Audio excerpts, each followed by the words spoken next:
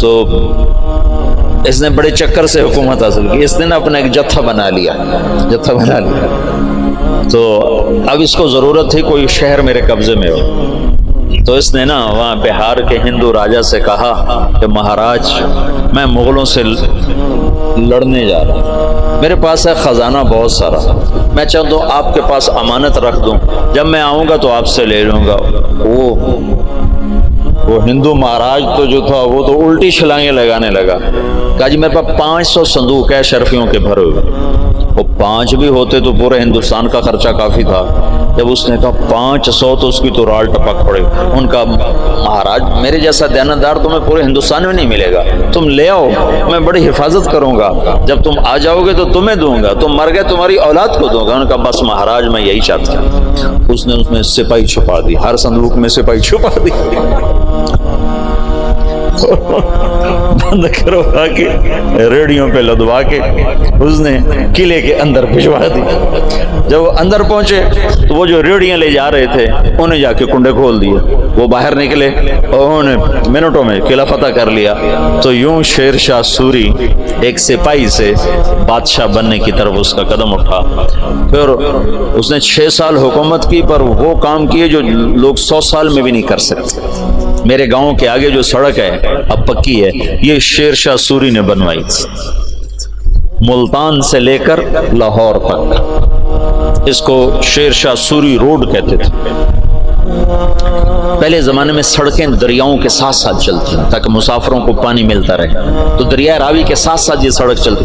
اس وقت دریائے راوی زندہ تھا، آباد تھا، اب تو مرمرا گیا بیچارہ، تو وہ ہمارے ساتھ بہتا تھا دریائے راوی، تو لمبا دریائے راوی کے بالکل کنارے کے اوپر تھا۔ جتنے بڑے اور مشہور شہر ہیں اگر آپ دیکھو گے تاریخ میں تو وہ بڑے دریاؤں کے کناروں پر ہوتے تھے، کہ پانی کا بڑا وسیلہ دریا ہوتا تھا، ایسے کنویں اور ایسے نلکے ٹیوب ویل تو ہوتے نہیں تھے، تو دریاؤں سے پانی حاصل کیا جاتا تھا۔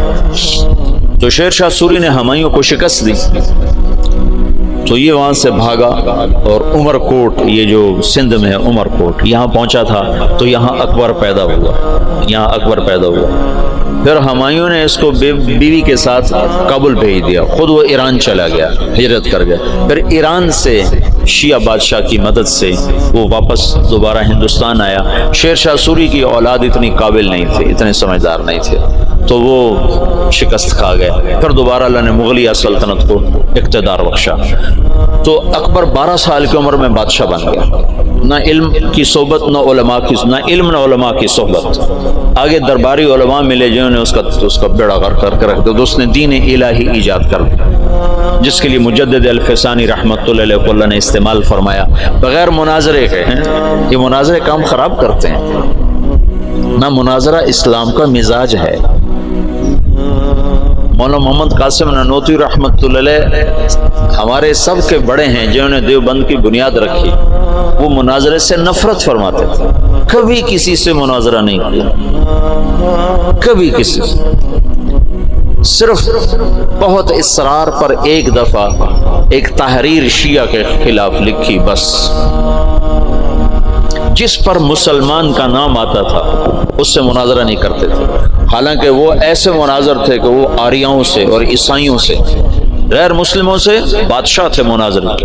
رحمت اللہ کرانوی صاحب رحمت اللہ علیہ، مولانا رحمت اللہ کرانوی، اگر یہ لوگ نہ ہوتے تو بر صغیر اندلس ہوتا، اسپین ہوتا، یہ تو لوگ آ گئے تھے۔ مجھے پرسوں تمہارے استاد شیخ رمضی نے بتایا کہ بور عقیبہ نے زیتونیہ مدرسہ کیسے بند کیا۔ کہا اللہ علماء دیوبند کو جزائے خیر دے جو چٹائی پہ راضی ہو اور چوپڑی روٹی کے دھوکے میں نہیں آئے۔ حبیب بور عقیبہ نے علماء کو چوپڑی روٹی کھلا دی اور پیسے پہ ان کو کھینچ لیا، جب وہ کھینچے تو پھر ہر سب کچھ چلا گیا، اور یہاں کے علماء بکے نہیں، بھوکے پیٹ پہ پتھر باندھ کے۔ حضرت نانوتوی کو نا والی دکن حیدرآباد نے خط لکھا کہ حضرت آپ میرے پاس تشریف لائیں، میں آپ کو 500 روپے مہینہ تنخواہ دوں گا۔ 500 روپے مہینہ 50 لاکھ روپیہ مہینہ ہے آج کا، 50 لاکھ روپیہ مہینہ۔ تو حضرت نانوتوی نے خط لکھا کہ میں دیوبند میں پڑھاتا ہوں، میری 5 روپے تنخواہ ہے، 2 روپے میں مدرسے میں چندہ دے دیتا ہوں، تو 2 روپے میں میرے میاں بیوی کا بخوبی گزارا ہو جاتا ہے، اور 5واں روپیہ مجھے سارے مہینے پریشان کرتا ہے کہ اس کا کیا کروں، تو 500 کو لے کے کیا کروں گا، 500 کو لے کے کیا کروں گا۔ تو یہاں علماء کی ایک کھیپ ایسی آئی جو بکے نہیں ہے۔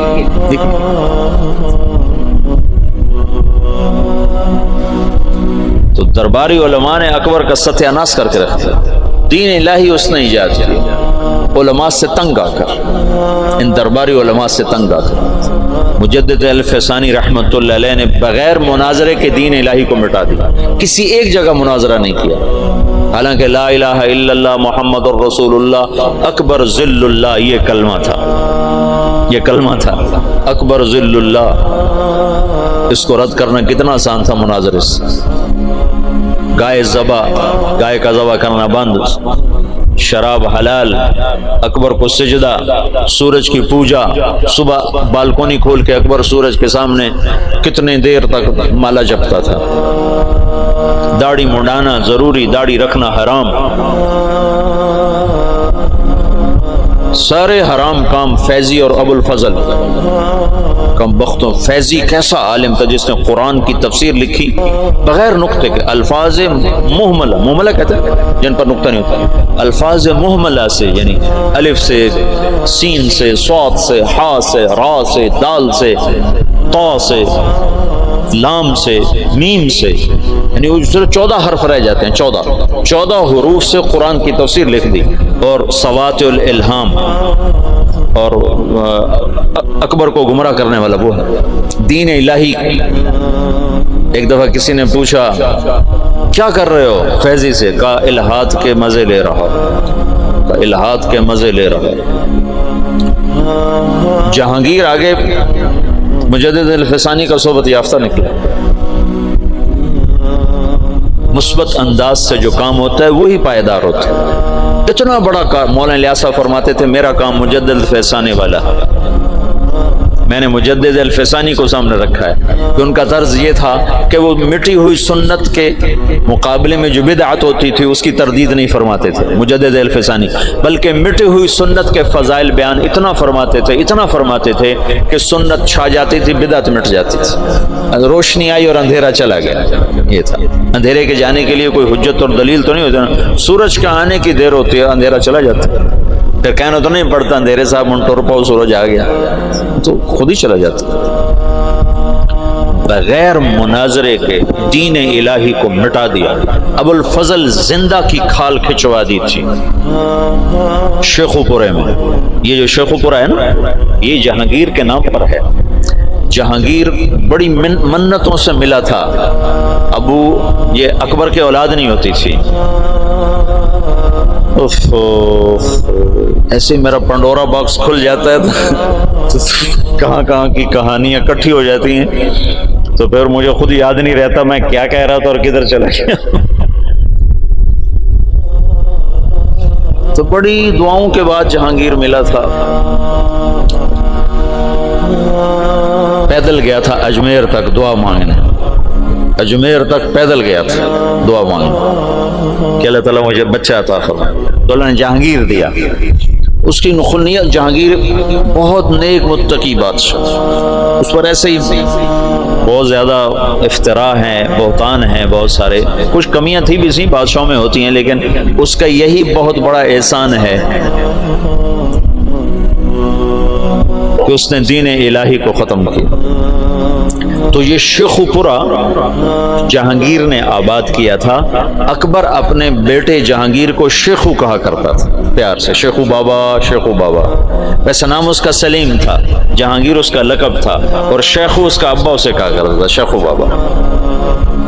تو اس نے یہ ہرن مینار بھی جو بنایا ہے، اس کا ایک ہرن تھا جہانگیر کا، اسے بہت پیار کرتا تھا، وہ مر گیا، اس کے غم میں اس نے ہرن مینار بنایا۔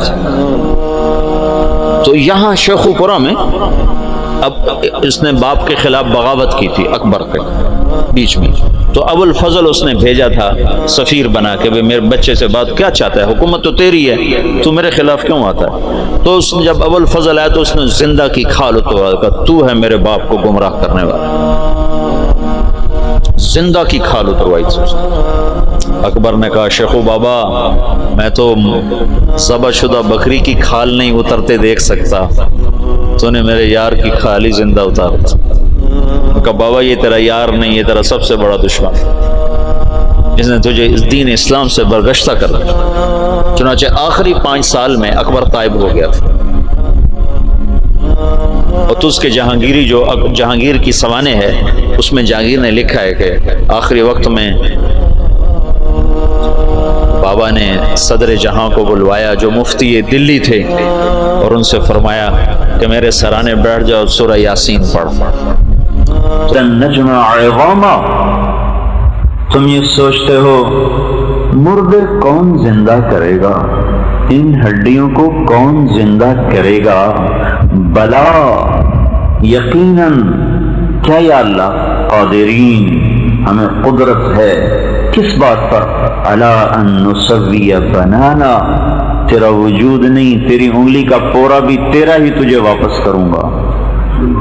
بنانا، آپ کو پتہ نہیں یہ جو فنگر پرنٹس ہیں یہ سب کے جدا جدا ہیں، اس لیے اللہ نے کہا بلا قادرین علی ان نسوی بنانا، میں تیری انگلی کا پورا اس پر چھپا ہوا جو پرنٹ ہے آج لگا کے دیکھ لے، قیامت کو یہی واپس کروں گا، کسی اور کی نہیں ہوگی۔ لیکن پھر تو ٹھٹھا کرتا ہے یسأل ایان یوم القیامہ، پھر بھی مجھ سے پوچھتا ہے قیامت کب آئے گی؟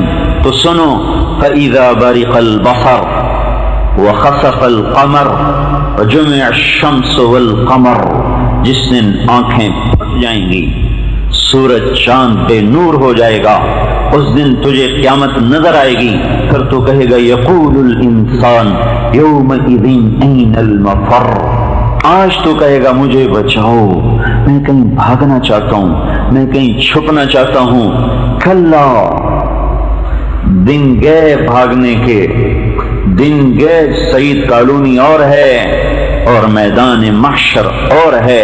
الی ربک یومئذ المستقر، آج تیرے قدموں کو زمین نے پکڑا ہوا ہے، یہ ہل نہیں سکتے، زمین پکڑ لے گی۔ یہ جو کشش ہے زمین میں، اگر اسی کو اللہ 10 گنا اور بڑھا دے ابھی بھی زمین ہمیں پکڑ لے، ہم ہل نہیں سکتے۔ تو اللہ نے اس کشش کو ایک متوازن طریقے پر رکھا ہوا ہے کہ ہم اٹھتے بھی ہیں، بیٹھتے بھی ہیں، چلتے بھی ہیں۔ یہ اللہ زمین کی کشش کو 10 گنا آگے کر دے تو ایک قدم نہیں کوئی اٹھا سکتا۔ آج اللہ کہہ رہا ہے ہل نہیں سکتے، تو اب کیا ہوگا؟ یُنَبَّأُ الْإِنسَانُ يَوْمَئِذٍ بِمَا قَدَّمَ وَأَخَّرَ، آج بیگم صاحب جو تو نے کیا ہے میں تجھے دکھا دوں گا، آج میاں صاحب جو آپ نے کیا ہے میں تمہیں دکھا دوں گا۔ وَلِلْإِنسَانُ عَلَى نَفْسِهِ بَصِيرًا، آج تو دیکھے گا میں نے کیا کیا ہے۔ وَلَوْ أَلْقَى مَعَاذِيرًا، آج تو بڑے عذر پیش کرے گا، جی یہ تھا اصل میں، یہ تھا اصل میں، معاشرہ ایسا تھا، ماحول ایسا تھا، لوگ ایسے تھے، بیگم نہیں مانتی تھی، میاں نہیں مانتا تھا، بچے نہیں مانتے تھے، یہ وَلَوْ أَلْقَى مَعَاذِيرًا، آج تیرے بڑے عذر میرے سامنے آئیں گے، پر نہیں ہو سکتا۔ تو موت کے بعد کیا ہے؟ ان یوم الفصل کان میقاتا، وہ ایک مقرر دن ہے۔ ان یوم الفصل میقاتهم اجمعین، جو تم سب کو جمع کرے گا۔ فتأتون افواجا، فوج در فوج چل رہے۔ فتحت السماء فکانت ابوابا، دروازے کھلے آسمان کے۔ سیرت الجبال، پہاڑ ریت بن گئے۔ اور ادھر ازلفت الجنت للمتقین، یہ جنت آ رہی۔ وبرزت الجحیم للغاوین، یہ جہنم آ رہی۔ ونضع الموازین القسط، یہ ترازو آ گیا۔ وَإِن مِّنكُمْ إِلَّا وَارِدُهَا، یہ پل صراط آ گیا۔ وَجَاءَ رَبُّكَ وَالْمَلَكُ صَفًّا صَفًّا، اور کیا دیکھا کہ اللہ بھی خود آ گیا۔ یا اللہ، اللہ خود سروں پر وَيَحْمِلُ عَرْشَ رَبِّكَ فَوْقَهُمْ يَوْمَئِذٍ ثَمَانِيَةٌ 8 فرشتوں نے عرش کو اٹھایا ہوگا اور سروں کے اوپر، اور ایک سناٹا چھا جائے گا، اور جب اللہ کا عرش آئے گا اور اس کی آواز اور اس کی ہیبت سے سارا میدان معاشر بے ہوش ہو کے گر جائے گا. کیا مرد کیا عورت یہ پڑے ہوئے ہیں بے ہوش. اور سب سے پہلے حضرت محمد صلی اللہ علیہ وسلم کو ہوش آئے. آپ نے فرمایا میں دیکھوں گا کہ موسیٰ علیہ السلام عرش کا پایا پکڑ کے کھڑے ہوئے ہیں. فرمایا مجھے نہیں پتا مجھ سے پہلے ہوش آیا یا بے ہوش ہی نہیں ہوئے، مجھے نہیں پتا، لیکن میں دیکھوں گا کہ وہ عرش کا پایا پکڑ کے کھڑے ہوں گے. پھر باقی کائنات کھڑی ہوگی، اللہ کی آواز آئے گی یا عبادی، اے مردوں اور عورتوں، انی انصت لکم. تمہیں پتا ہے جب تم سعید کالونی میں رہتے تھے میں خاموشی سے تمہیں دیکھتا رہا. انظر افعالکم واسمع اقوالکم، جو تم گھروں میں بیٹھ کے باتیں کرتی تھیں وہ بھی سنتا تھا، جو تم بازاروں میں بیٹھ کے ہیرا پھیریاں کرتے تھے وہ بھی دیکھتا تھا، اور جو تم پیسے کے پیچھے ایمان کے سودے کرتے تھے اور جھوٹی قسمیں کھاتے تھے اور غلط کو صحیح کر کے دکھاتے تھے وہ بھی دیکھتا تھا اور وہ سنتا تھا. الیوم انصتوا لی، آج تم خاموش ہوگے اور میں بولوں گا. الیوم نختم علی افواہہم، آج میں تمہاری زبانوں پہ تالے لگا دوں گا. آج زبان نہیں بولے گی، آج ہاتھ بولے گا، ناخن بولے گا، ایک ایک رواں بولے گا، ایک ایک بال بولے گا، ایک ایک انگلی بولے گی، ایک ایک ہڈی بولے گی، ایک ایک بوٹی بولے گی. بولو کیا کیا تھا جمعے کے دن، بولو کیا کیا تھا ہفتے کے دن، بولو کیا کیا تھا رات میں اور دن میں، بازار میں، دکان میں، فیکٹری میں. بول. زبان خاموش، جسم بول رہا ہے یہ کیا تھا، یہ کیا تھا، یہ کیا تھا، یہ کیا تھا. اللہ کی قسم آپ کا جسم، میرا جسم، یہ ہمارا سب سے بڑا دشمن ہے، یہ سب سے بڑا غدار ہے جس کو ایسے گھر بنا کے دے رہے ہیں، جس کو ایسے پلاٹ بنا کے دے رہے ہیں، جس کو ایسے کپڑے پہنا رہے ہیں، جس کو ایسے کھانے کھلا رہے ہیں. یہ سب سے پہلے مجھ سے غداری کر جائے گا قیامت کے دن اور میرے خلاف بول جائے گا. تو کہے گا سحقا لکنا، ارے تیرا بیڑا. پھر اللہ زبان کھولے گا، کہے گا تیرا ستیاناس ہو، ارے تو میرے خلاف کیوں گواہی دے رہا ہے. ان کنت انادل، تمہاری خاطر تو میں اللہ کی نافرمانی کرتا رہا، تمہیں سکھ پہنچانے کے لیے تو میں نے اللہ کے دین کو چھوڑ دیا، تم میرے خلاف کیوں ہو گئے. کہیں گے انطقنا اللہ الذی انطق کل شیء، ہماری مجال ہے کہ ہم نہ بولیں، آج ہمیں وہ بلوا رہا ہے جو جب بولنے کا کہتا ہے تو کوئی چپ نہیں رہ سکتا. آج کامیابی اور ناکامی کا پتہ چلے گا، سعید کا مطلب سمجھ میں آئے گا، سعید کسے کہتے ہیں اور شقی کسے کہتے ہیں. سعید کامیاب، کیا ہوگا اعلان؟ نیکیاں تولی، پلڑا جھک گیا نیکیوں کا، گناہوں کا اٹھ گیا تو جبریل کا اعلان ہوگا ان فلان ابن فلان ان فلانۃ بنت فلان، فلاں فلاں کی بیٹی یا فلاں فلاں کا بیٹا قد ثقلت موازینھا، اس کی نیکیاں وزنی ہو گئیں. وسعدت سعادۃ، اور وہ سعید ہو گئی، وہ سعید ہو گیا، کامیاب. لا یشقی بعدها ابدا، اب کبھی ناکام نہ ہوگا. کیا مطلب ہے سعید کا؟ دوزخ سے بچ گیا اور جنت میں چلا گیا، یہ کامیابی ہے. اور ان فلانۃ بنت فلان، فلاں فلاں کی بیٹی، فلاں فلاں کا بیٹا، قد خفت موازینھا، اس کی نیکیاں گھٹ گئیں. وشقی شقاء، اور یہ ناکام ہو گیا، یہ ناکام ہو گئی. لا يسعد بعدها ابدا، لا يسعد بعده ابدا، اب یہ کبھی کامیاب نہ ہوگا، یہ ناکام ہو گیا. وَإِن تَدْعُ مُثْقَلَةٌ إِلَى حِمْلِهَا لَا يُحْمَلْ مِنْهُ شَيْءٌ وَلَوْ كَانَ ذَا قُرْبَى، اس وقت اماں کہے گی میری بیٹی، ارے میرے بیٹو میں نے تمہارے لیے کتنے دکھ جھیلے، تھوڑا سا میرا ہاتھ تو بٹا دو۔ کہیں گے جا جا ہم تیری اولاد ہی نہیں۔ بیٹی کہے گی اماں تو نے مجھے جنا، تو نے مجھے پالا، تو نے میرے لیے دکھ اٹھائے، آج یہ تھوڑا سا میرا بوجھ ہٹا دے، میرا بوجھ مجھ سے بانٹ لے۔ وہ کہے گی تو میری بیٹی ہی نہیں، الیک عنی، دفع ہو جا۔ عقل خاموش ہے لیکن قرآن یہاں بول رہا ہے کہ سنبھل کے آؤ، سنبھل کے آؤ، کھیل نہیں ہے۔ زندگی بھی ایسی چیز ہے جس کو ضائع کر دیا جائے۔ پیسہ تو لگا دے آدمی، چاہے آگ ہی لگا دے تو کچھ نہیں، پھر زندگی کو آگ نہ لگائے جس کے ظرف میں یہ جنت بن رہی ہے، یہ جہنم بن رہی ہے۔ کامیابی اور ناکامی کا معیار یہ نہیں کہ اتنا بڑا گھر مل جائے، اور ناکامی کا معیار یہ نہیں کہ کسی جھونپڑے میں سسک کے مر جائے۔ یہ ہے، یہ جب اللہ کہے گا یہ جنتی، یہ عورت جنتی، یہ مرد جنتی، تو ایک دم کہے گا ہاؤ۔ یہ جیسے خوشی کا نعرہ نہیں ہوتا، خوشی میں نعرہ نہیں مارتے، تو یہ عربی میں اللہ تعالیٰ قرآن میں بتا رہا ہے، قرآن میں کہے گا ہاؤ، آ جاؤ آ جاؤ۔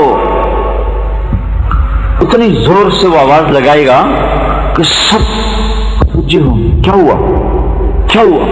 کہے گا اقرأوا کتابیہ، دیکھو میرا پیپر پڑھو۔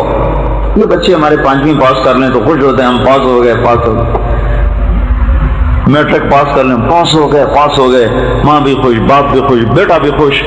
آج یہ خوشی کیا خوشی ہے کہ جب اس کو اللہ جنت کا اعلان کر کے دے رہا اور جہنم سے نجات کا پروانہ دے رہا ہے، تو ایک دم پھٹے گا ہاؤ آؤ آؤ۔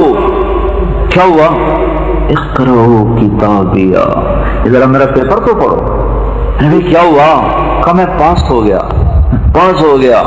کہ کیسے پاس ہو گئے؟ کہ انی ظننت انی ملاق حسابیہ، مجھے یقین تھا میرا حساب ہے، میرا امتحان ہے، میں تیاری کرتا رہا۔ فہو فی، اوپر سے جواب آئے گا، فہو فی عیشۃ راضیہ فی جنت عالیہ قطوفہا دانیہ۔ جاؤ مزے کرو، ہمیشہ کی زندگی کے وارث بن گئے، کامیاب زندگی مل گئی۔ اور جس کے الٹے ہاتھ میں آ گیا اور اس کی نیکیاں گھٹ گئیں، کہے گا یا لیتنی۔ یہ یا لیتنی کو میں آپ کو کیا ترجمہ کر کے بتاؤں؟ جب کوئی دکھ سے ہائے کرتا ہے اس کا کوئی ترجمہ ہو سکتا ہے؟ ہائے تو ہم نے لکھ دی ہائے، لیکن اس ہائے میں جو اس کی ناکامیوں کا درد ہے وہ ترجمہ کہاں سے کروں؟ تو یا لیتنی، ہائے میں لٹ گیا۔ اگر یہ کروڑ 2 کروڑ ڈوب جائیں تو کہتا ہے ہائے میں مارا گیا۔ کسی کی تجارت بیٹھ جائے وہ کہتا ہے ہائے میں مارا گیا، اب تو مجھے گھر بھی بیچنا پڑے گا۔ لیکن مر تو نہیں گیا۔ یہاں حکومتیں ٹوٹ کے دوبارہ مل جاتی ہیں، خسارے کی تجارتیں نفع میں بدل جاتی ہیں، شکست فتح میں بدل جاتی ہے، لیکن آج میرے بھائیوں اور بہنوں اس عورت کی صدا سنو جو کہہ رہی ہے یا لیتنی، ہائے میں لٹ گئی، یا لیتنی، ہائے میں مر گیا، ہائے میں لٹ گیا۔ اس لیتنی کے اندر جو درد اور اس کی آہ و بکا کا جو غم ہے، یہ صرف عربی زبان کا معجزہ ہے کہ اس نے اپنے اس کے اندر لیا ہوا ہے، کوئی اور زبان اس کو ادھر منتقل نہیں کر سکتی۔ جسے میں نے مثال دی، یہ کہتا ہائے میں مر گیا، ہائے میں مر گیا، رکھ دیتی۔ اور اجنبی رونے بیٹھ جاتے ہیں۔ انسان جذباتی مخلوق ہے نا، پتھر نہیں ہے، کسی کا غم بھی اس سے رلا دیتا ہے۔ خبر پڑھ کے آدمی رونے لگ جاتے ہیں، نہ کوئی تعلق نہ کوئی واسطہ۔ ہائے، تو اس ہائے کا کیا ہوگا جب منہ سے نکلے گا ہائے، ہائے میں لٹ گئی، یا لیتنی لم اوت کتابیہ، کاش کہ یہ میرا پیپر مجھے نہ ملتا، ولم ادر ما حسابیا، مجھے تو پتہ ہی نہیں تھا میرا حساب ہونا ہے. ما اغنا عنی مالیا، نہ پیسہ کام آیا. ہلک عنی سلطانیہ، نہ سلطنت کام آئی.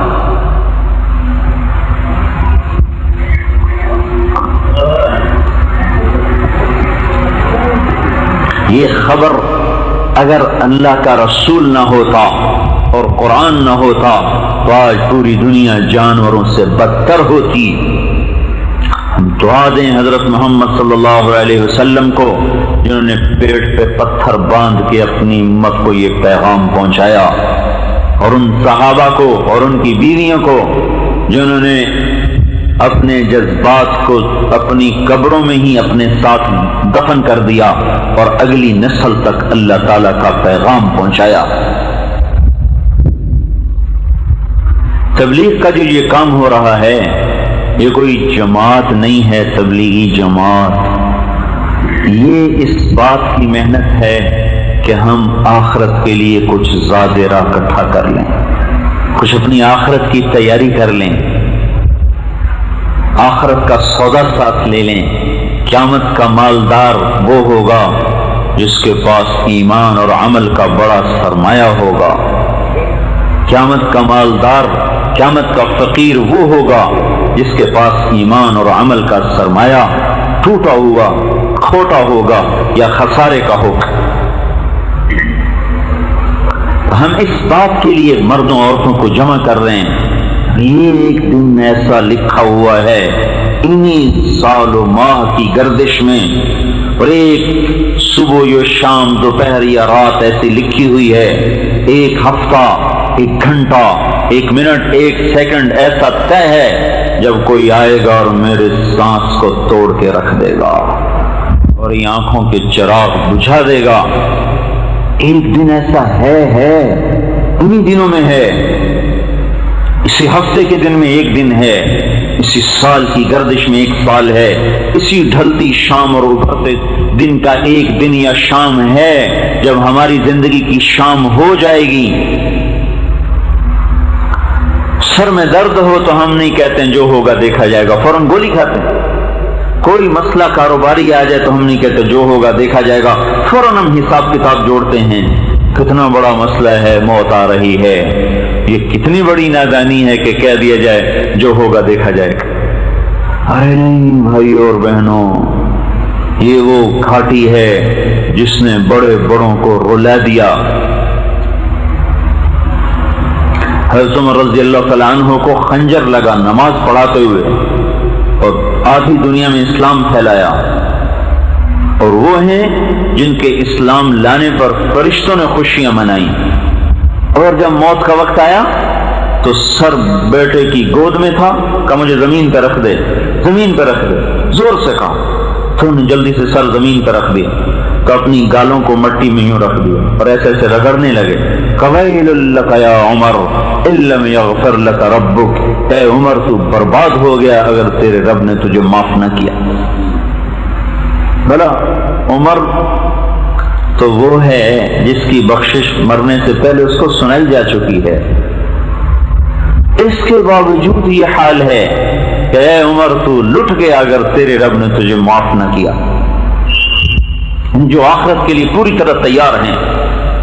حضرت عائشہ رضی اللہ تعالیٰ عنہا موت کے نظام میں عبداللہ ابن عباس آئے تو رو رہی تھی، روتے روتے ساری اوڑھنی ان کی تر ہو چکی تھی. یہ آج کی اوڑھنی نہیں، یہ تو اوڑھنی ہے ہی نہیں جس میں بال نظر آئے. وہ کیا اوڑھنی ہے، وہ بڑی چادر، وہ ساری آنسوں سے تر. تو عبداللہ ابن عباس کہنے لگے اے اماں جان آپ کیوں رو رہی ہیں؟ آپ تو اللہ کے رسول کی وہ بیوی ہیں کہ جن کے سینے پر اللہ کے نبی کا سر تھا اور وہ اللہ کی بارگاہ میں حاضر ہوئے. آپ کا انتقال کس طرح؟ فی نحری. آپ حضرت عائشہ رضی اللہ تعالیٰ نے فرمایا کہ اللہ کا رسول نے دنیا چھوڑی کہ اس کا سر میرے سینے پہ رکھا ہوا تھا. اس حال میں آپ کیوں رو رہی ہیں؟ آپ تو اللہ کے رسول کی سب سے محبوب بیوی ہیں. کہ عبداللہ ان باتوں سے مجھے دھوکہ نہ دے، کاش کہ میں کچھ بھی نہ ہوتی. تو الکیس من دان نفسہ وعمل لما بعد الموت، سمجھدار ہے جو موت کی تیاری کرے. جس کے لیے اللہ نے ہمیں حضرت محمد صلی اللہ علیہ وسلم کی ذات نمونہ دی ہے. سارے عالم، سارے انس، سارے جنات، سارے بحر و بر کے نبی بن کر آئے، اور اللہ تعالیٰ کے محبوب ترین حبیب اللہ، حبیب کے مقام کو جیسے ہم اللہ کو نہیں سمجھ سکتے، ایسے ہی حبیب کے مقام کو ہم نہیں سمجھ سکتے. سمجھ سے بالا تر ہے آپ کے مقام تک رسائی اور آپ تک پہنچنا. یہ ہمارا راہبر ہے. جو اس کے پیچھے مرد عورت نے راستہ اختیار کر لیا اور چلا، بس کی آخرت کی تیاری مکمل ہوگی. اور اس کی طرف ہم بلا رہے ہیں کہ اپنی زندگی کو حضرت محمد صلی اللہ علیہ وسلم کے مبارک طریقے میں لے آئیں. ان جیسا اللہ نے نہ کوئی بنایا ہے نہ بن سکتا ہے. بے جان بھی، جاندار بھی، جانور بھی، درند و پرند بھی جن کی نبوت کو تسلیم کریں. حضرت بکر صدیق کو سانپ نے کاٹا، اس میں سارے سور میں، پھر کاٹا، پھر کاٹا، آپ پہ آنسو ٹپکے، آپ کے چہرے مبارک پر گرے، آنکھ کھلی. کیا ہوا؟ کہ یا رسول اللہ سانپ نے کاٹا ہے. کہ آپ نے اپنا لعاب لگایا، ٹھیک ہو گئے. یہ سانپ کیوں کاٹ رہا تھا؟ یہ حضور صلی اللہ علیہ وسلم کی زیارت کرنا چاہتا تھا، اور صدیق کا پاؤں اس میں رکاوٹ پڑا تھا، تو وہ کاٹنے کے لیے نہیں کاٹ رہا تھا. وہ کہتا ہٹو، میں نے زیارت کرنی ہے. اس سانپ کا کاٹنا اپنے انتقام کے لیے نہیں تھا، راستہ بنانے کے لیے تھا کہ مجھے رسول اللہ کی زیارت کرنے دو. ایسے موذی بھی جس کے دیدار کو ترسیں. اس کی زندگی آج سعید کالونی سے اٹھا کے کوڑے کے ڈھیر پہ پھینک دی گئی کہ ہم صرف اس کو رسول مانتے ہیں، اس کی زندگی اپنانے کے ہم قابل نہیں. اگر ہم نہیں تو پھر اور کون ہے؟ اگر ہمارے اندر محمدیت نہیں ہے تو پھر کس کے لیے ہے؟ جس کے وجود کو اتنی طاقت ہے کہ یوں پرواز ہوئی بیت اللہ سے بیت المقدس پہ براق کو چھوڑ دیا اور پہلے آسمان تک پرواز ہے. نہ کوئی راکٹ، نہ کوئی سواری. سلمان بن عبدالعزیز ریاض کا گورنر، تو اس کو جماعت ملی ہماری، میں نہیں، ہمارا کوئی عرب ساتھ. تو سلمان کہنے لگا جو گورنر ریاض، میرا بیٹا پہلا عرب ہے جو خلا میں گیا ہے. وہ راکٹ پہ گیا تھا امریکہ سے. تو ہمارا ایک ساتھی تھا عرب قطر کا، کہنے کا نہیں شیخ تم سے پہلے ایک عرب گیا ہے. تو بادشاہوں کی بات کاٹنا کوئی آسان بات ہے؟ وہ تو غصے سے کانپنے لگا. کون میرے بیٹے سے پہلے گیا ہے؟ کہ رسول اللہ تجھ سے پہلے تیرے بیٹے سے بھی پہلے خلاؤں کو چیر گئے. تو کہنے لگا غلطنی یا سودانی، غلطنی، تو نے مجھے لاجواب کر دیا. ارے تو نے مجھے لاجواب کر دیا. آسمان کھل گئے. نہ اس کے پیچھے نہ چلیں. کتنی عجیب بات ہے، ان کے طریقوں میں شرم محسوس کر رہے، اور جو ہیں جانور ان کے طریقوں پر چلنا عزت محسوس کیا جا رہا. کیا عجیب جہان ہے. جن انسانوں کو اللہ تعالیٰ انسان ہی نہیں کہتے، کہتے جانور ہیں. اولئک کالانعام، جانور ہیں. بل ہم اضل، جانور سے بھی بدتر. ان کے پیچھے تو بھاگ رہے، اور جن کو یہ اللہ کہہ رہا ہے. پرواز دیکھو، پہلے آسمان اور آدم علیہ السلام نے آگے بڑھ کے استقبال کیا. 7 آسمان مزین کر دیے گئے، جنت تک مزین ہو گئی کہ آج رسول اللہ صلی اللہ علیہ وسلم کی آمد ہے.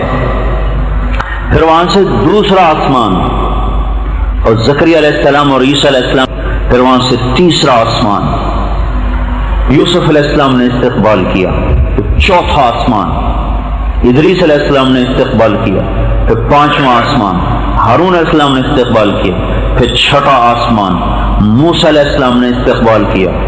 پھر 7واں آسمان، ابراہیم علیہ السلام. ساتویں آسمان پہ بیت اللہ دیکھا، جس کی ٹیک لگا کے ایک بڑے میاں ایسے گوٹ مار کے بیٹھے ہوئے، سفید داڑھی ایسے بیٹھے، وہ نہیں اٹھے، باقی سارے اٹھتے رہے، استقبال کرتے رہے، آگے بڑھ کے آتے رہے، لیکن جب وہاں پہنچے تو ویسے ہی بیٹھے۔ تو انہوں نے جبریل علیہ السلام نے پوچھا یہ کون ہے؟ کہا یہ آپ کے باپ ابراہیم، آپ کے دادا ابراہیم ہیں۔ تو جب قریب آئے تو کھڑے ہوئے کہا مرحبا بالابن الصالح، مرحبا میرا بیٹا آ گیا، میرا بیٹا آ گیا۔ اور ابن اسلام نے آپ کے ماتھے کو چوما اور پھر آگے روانہ کر دیا، اور سدرۃ المنتہا پہ پہنچ کے جبرائیل کی طاقت بھی ختم ہو گئی، بس یا رسول اللہ اس کے آگے آج تک کوئی نہیں گیا، میں بھی ایک بالش تو اوپر اٹھ جاؤں تو میرا وجود ہی نہ رہے، جل کے خاک ہو جاؤں۔ کتنا بڑا وجود ہے ان کا، اگر اپنے پورے قد میں آئیں تو ان کا سر عرش سے ٹکرائے اور پاؤں زمین سے ٹکرائیں، اتنا بڑا وجود ہے، اور ایک بالش اٹھ جائے تو سارا جل کے راکھ ہو جائے۔ یہاں سے اللہ کے رسول کی جسمانی پرواز شروع ہوئی ہے، ابھی روحانی نہیں شروع ہوئی، ابھی جسمانی چل رہی۔ جہاں جبرائیل کی روحانی جسمانی طاقت صفر ہو گئی، وہاں سے رسول اللہ صلی اللہ علیہ وسلم کی جسمانی طاقت کی ابتدا ہوئی، اور آج تک عرش کسی کے لیے نہیں کھلا، آج اس کے دروازے کھل گئے، آج عرش کے اوپر کوئی نہیں پہنچا، آج ہمارا رسول اوپر پہنچ گیا، اور اوپر 70,000 نور کے پردے ہیں۔ ایک اللہ تعالیٰ اپنی تجلی ڈال دے نا، اپنے چہرے سے پردہ ہٹا دے اور ایک تجلی ڈال دے تو عرش سے لے کر زمین تک ساری کائنات جل جائے۔ تو یہ کیسا رسول ہے جو اللہ کو یوں دیکھ رہا ہے اور ساری تجلیات کو سینے میں ہضم کر رہا ہے؟ یہ کیسا رسول ہے جس کا سینہ عرش سے بھی زیادہ وسیع ہے؟ عرش تو سکڑ جائے اور اللہ پاک کی تجلیات کو سہ نہ سکے۔ یہ ہمارا رسول کیسا رسول ہے کہ جو عرش سے بڑا سینہ رکھے کہ تجلیات الہیہ کو سب اندر سمو گئے۔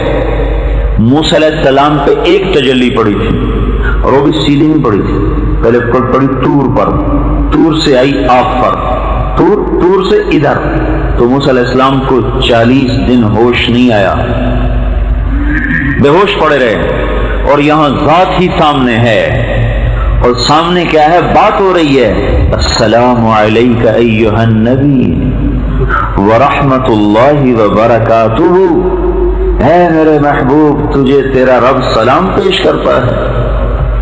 کیا کہنے؟ اور آگے آپ نے کہا السلام علینا، قربان جائیں کہ انہوں نے اس مقام پر بھی ہمیں نہیں بھلایا، اتنے عظیم مقام پر کھڑے ہوئے تھے پھر بھی اپنی امت کو نہیں بھولے۔ السلام علینا، اے اللہ میرے اوپر بھی ہو، وعلی عباد اللہ الصالحین، اور تیرے نیک بندوں پر بھی ہو جو میری امت میں سے ہیں، ان کو بھی ساتھ شامل کر لیا۔ اتنے بڑے نبی کا طریقہ نہ شادی میں نظر آئے، کیا کریں گے پھر؟ رواج تو دیکھنے ہی پڑتے۔ ارے یہ زبان کیوں نہ کٹ گئی ہے بولنے سے پہلے کہ رسول اللہ کو نہیں دیکھا، رواج دیکھا کہ سید قالونی میں شادیاں کیسی ہوتی ہیں، یا ہمارے اور بھائی چچے کیسے شادیاں کرتے ہیں۔ کیا کریں، مجبوری ہے، کاش کوئی عورت یہ مجبوری بھی بناتی، کیا کروں میری مجبوری ہے، میں اللہ کے رسول کو ناراض نہیں کر سکتی، تم جاتی ہو تو جاؤ۔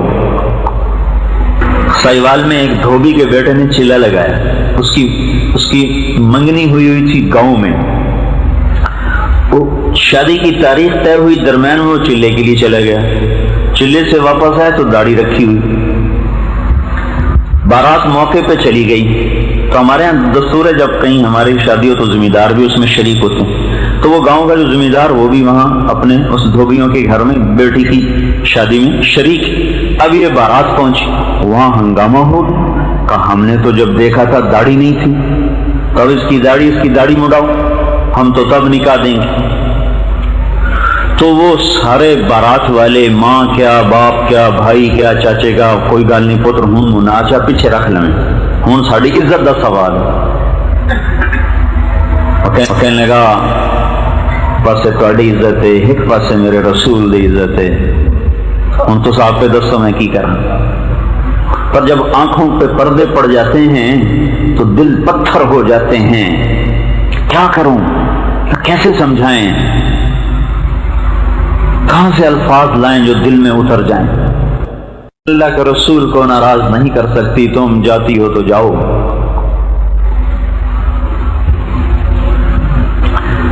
سائیوال میں ایک دھوبی کے بیٹے نے چیلا لگایا، اس کی منگنی ہوئی تھی گاؤں میں. وہ شادی کی تاریخ طے ہوئی، درمیان میں وہ چلے کے لیے چلا گیا. چلے سے واپس آیا تو داڑھی رکھی ہوئی. بارات موقع پہ چلی گئی. تو ہمارے یہاں دستور ہے جب کہیں ہماری شادی ہو تو ذمہ دار بھی اس میں شریک ہوتے ہیں. تو وہ گاؤں کا جو ذمہ دار وہ بھی وہاں اپنے اس دھوبیوں کے گھر میں بیٹی کی شادی میں شریک.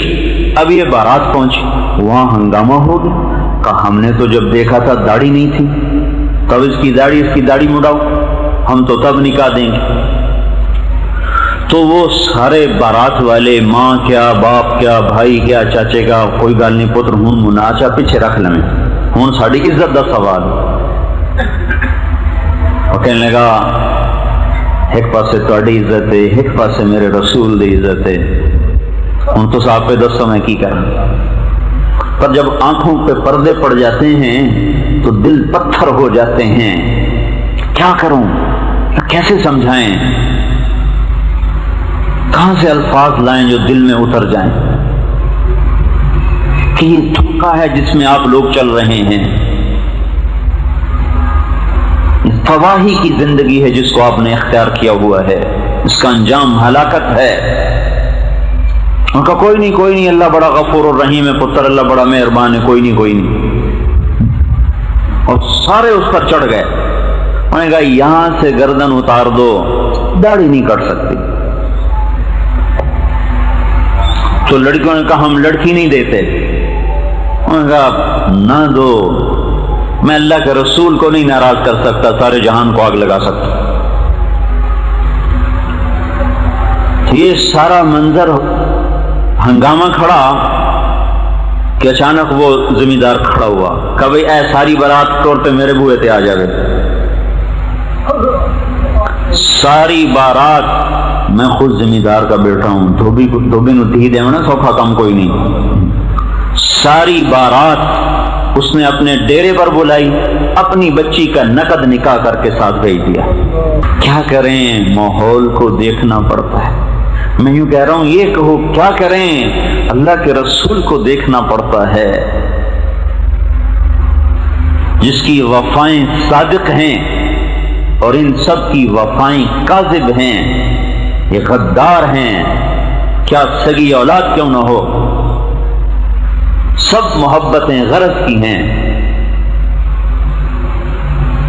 سب محبتوں کے پیچھے اغراض ہیں. بیوی کی ایک خواہش پوری نہ کرو پھر دیکھو کیا ہوتا ہے، اور بیوی خاوند کی ایک بات نہ مانے پھر دیکھو کیا ہوتا ہے.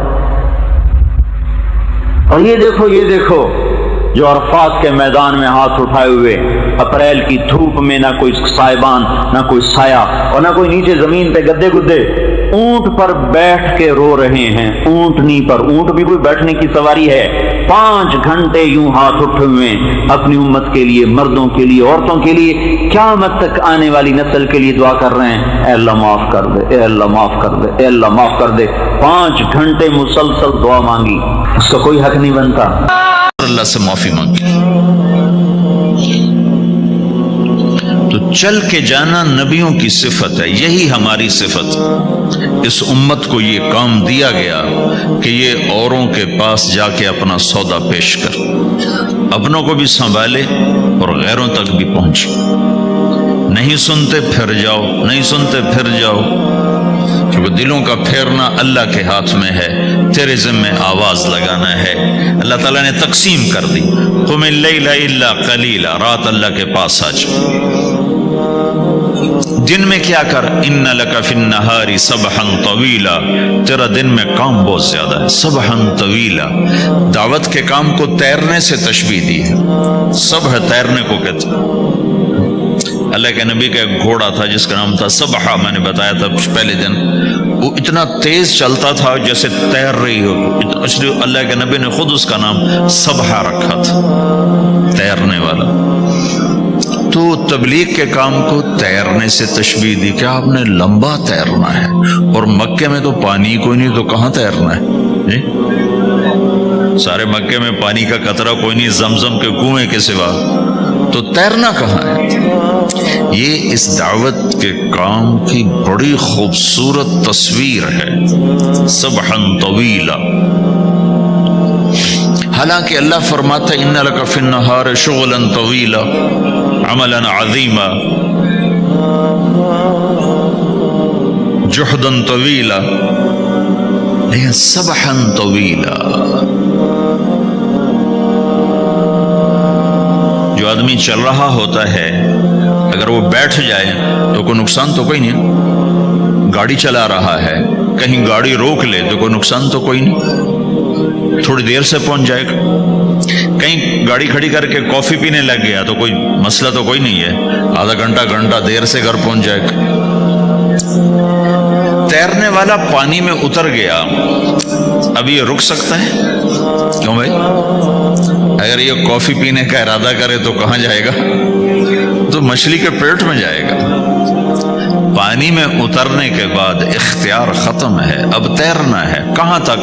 دوسرا کنارہ جب تک ہاتھ میں نہیں آتا تیرنا ہے، سبحاً طویلا، جب تک آخرت کا کنارہ ہاتھ میں نہیں آتا اے میرے نبی تجھے دعوت کا کام کرتے ہی رہنا ہے، کرتے ہی رہنا ہے، کرتے ہی رہنا ہے، تیری چھٹی کوئی نہیں۔ سبحاً میں یہ اشارہ تھا کہ چھٹی کوئی نہیں، یہ موت تک کا کام ہے، وَاعْبُدْ رَبَّكَ حَتَّى يَأْتِيَكَ الْيَقِينُ۔ ہائے ہائے، جب یہ آیت اتری یا ایھا المدثر قم فانذر وربک فکبر، اے میرے محبوب اٹھ جا، اٹھ جا، میرا پیغام سنا، تو لیٹا ہوا ہے۔ تو اس پر آپ نے کہا خدیجہ انقطع ایام النوم والراحہ، میرے آرام کے دن چلے گئے، میرے سونے کے دن چلے گئے، میرے رب نے مجھے کہا ہے اٹھ جا اور میرا پیغام سنا۔ تو اس وقت تو کوئی جاننے والا نہیں تھا، تو پہلے آپ چپ کے بات فرما رہے تھے، پھر اللہ نے کہا کھل کے کہہ، تو پھر آپ نے کہا میں خدیجہ میں کس کو کہوں، میری کون سنے گا، من ادعو من یستجیب۔ تو حضرت خدیجہ نے عرض کی یا رسول اللہ آپ دعوت دینے میں پہل کریں، میں لبیک کہنے میں پہل کرتی ہوں۔ تو بھائیو دعوت ہمارا سرمایہ ہے، دعوت سے ایمان بنتا ہے، ایمان سے عمل بنتا ہے۔ تو یہاں مغلیہ سلطنت کی داغ بیل پڑی، بڑی مضبوط اسلام دوست، سوائے اکبر کے کہ وہ گمراہ ہوا تو علماء کی وجہ سے، وہ خود ان پڑھ تھا، دین کو جانتا نہیں تھا، تو جو درباری علماء تھے ان کی وجہ سے وہ دین سے متنفر ہوا کہ وہ آپس میں اس بات پہ اس کے اکبر کے سامنے لڑ پڑتے تھے کہ یہ کرسی پر میں بیٹھوں گا، بادشاہ کے برابر میں بیٹھوں، وہ کہتا میں بیٹھوں، وہ کہتا دائیں میں بیٹھوں گا، بائیں تم بیٹھو، وہ کہتا نہیں تم ادھر بیٹھو میں ادھر بیٹھوں گا، ادھر میں بیٹھوں گا ادھر تم بیٹھو۔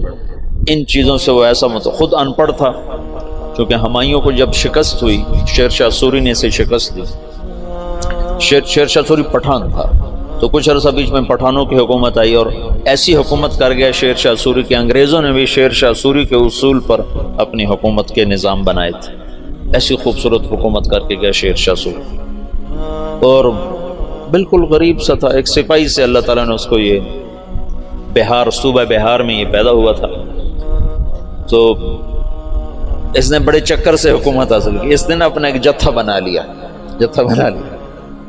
تو اب اس کو ضرورت تھی کوئی شہر میرے قبضے میں ہو، تو اس نے نا وہاں بہار کے ہندو راجا سے کہا کہ مہاراج میں مغلوں سے لڑنے جا رہا ہوں، میرے پاس ہے خزانہ بہت سارا، میں چاہتا ہوں آپ کے پاس امانت رکھ دوں، جب میں آؤں گا تو آپ سے لے لوں گا۔